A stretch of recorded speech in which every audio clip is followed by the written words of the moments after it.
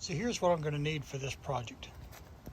I've got a bird bath over here, and when I made this patio about 20 years ago, I put in a couple of outlets. So there's an outlet over there. The cover on the outlet, though, is designed to keep the outlet dry when it's not in use. And since I'm going to have a cord plugged in all winter long, I need to get a different kind of outlet cover. So what I've got here is the Birdbath De-Icer I'm going to use.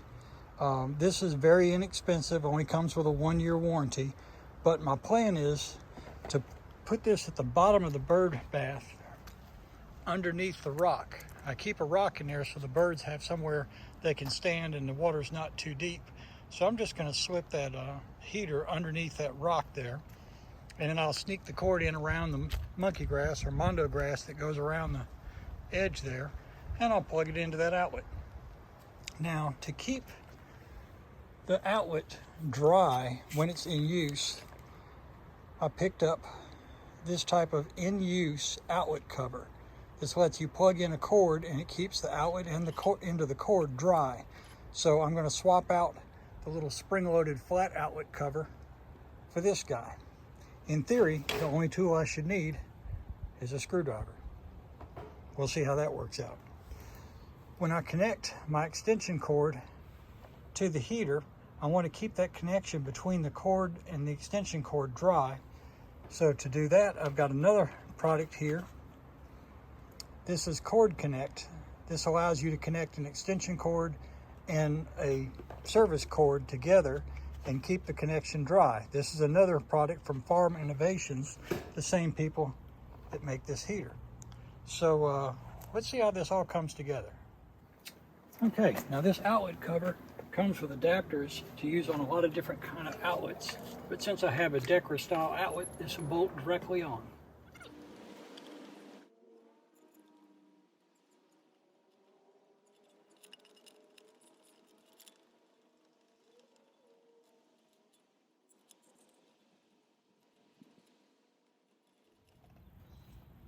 Okay, so I've removed the bird bath heater from the package. Just set that right there. The instructions are: position the de-icer in the center of the bird bath, drape cord over the side, run a fully grounded extension cord to the unit. Always keep the unit clean, remove any lime buildup, and store inside after winter months. It is designed to be completely submerged in any bird bath.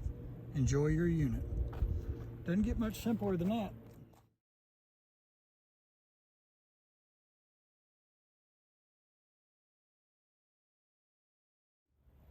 Okay, I've positioned the bird bath heater underneath the rock. There is a label on one side, and I went ahead and put the label side up, although frankly I don't think it matters. Now I'm going to connect the cord from the unit to my extension cord using this cord connector, which keeps the connection dry. There's two halves, each of which split open, and we'll put that one right there. That's the outer portion. This is the inner portion, and there's a small insulator inside. The way this works is you split that open and put it over the male end of the plug, and there's little cutouts here. They're a little hard to see, but you push this over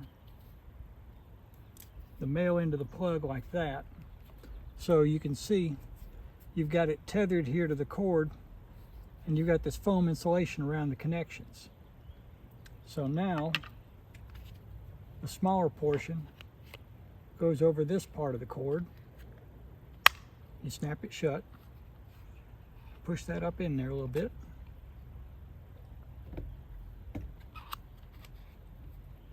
You connect the cord to the extension cord.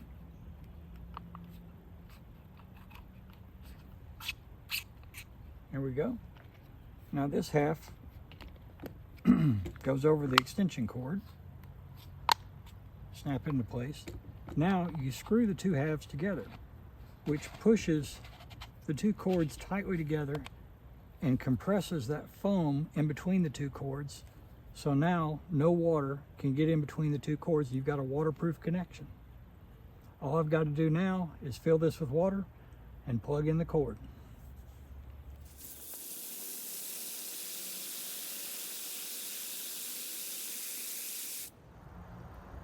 Okay, all I have to do now is plug in the cord,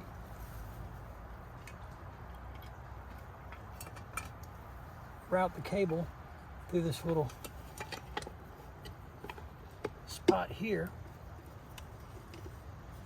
latch the cord or the cover into place, and now I'm good to go.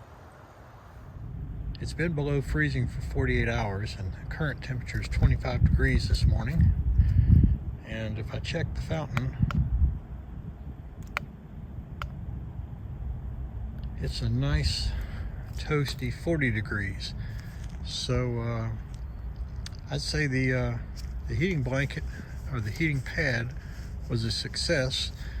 This is the cheapest fountain heater available on Amazon that I could find at $19.99, and it does not include a thermostat. It stays on all the time. So I'm going to be adding a thermostatic plug to this so that it will cut on at 35 degrees and cut off when the temperature rises to 45. Save a little electricity that way, but the thing definitely works. And so if this was helpful, please like and subscribe.